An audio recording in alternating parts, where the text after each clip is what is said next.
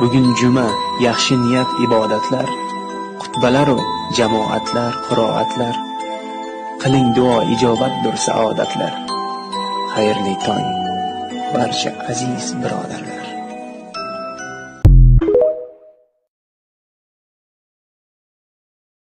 So'zni qarang. Agar musibatga ham ne'matga quvongandek, rozi bo'lganingdek rozi bo'lsang, demak sen Allohdan rozi bo'lsan.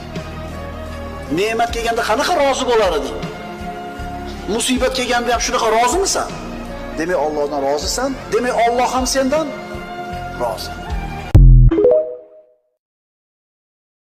Allohdan, oxiratdan umidi bor odam amal qiladi.